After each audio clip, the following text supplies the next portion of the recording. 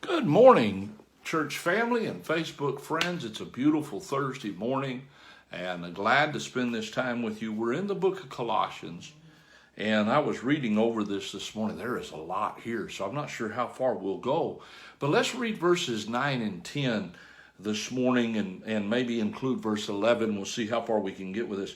Paul says, "For this cause also, since the day we heard it, do not cease to pray for you, and to desire that you might be filled with the knowledge of his will in all wisdom and spiritual understanding, that you might walk worthy of the Lord unto all pleasing, being fruitful in every good work, and increasing in the knowledge of God, strengthened with all might according to his glorious power, unto all patience and long-suffering with joyfulness." Now, there is a lot here. Paul is talking about praying for the church of Colossae, and here's his prayer list for them.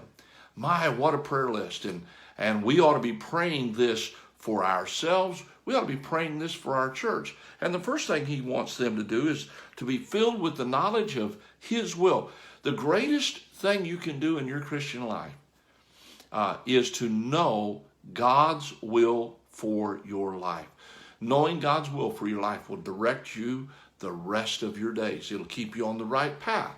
And so he says, I want you to be filled with the knowledge of his will in all wisdom and spiritual understanding. Spiritual understanding. Having the knowledge of his will is not about what we see in the temporal world. A knowledge of his will and living his will is not about how we feel or what we think. We must have a spiritual understanding. In Galatians 6:1, the Apostle Paul says, "Brethren, if a man be overtaken in a fault, ye which are spiritual, restore such a one." And so we're told here to have spiritual understanding. Galatians, the spiritual one restores the fallen one. Well, what is a spiritual one? Well, you go back in Galatians 5, and you find that the spiritual one is somebody who has the fruit of the Spirit: love, joy, peace, long-suffering, gentleness, faithfulness, or gentleness, goodness, faithfulness, meekness, temperance. Those things need to be in our life.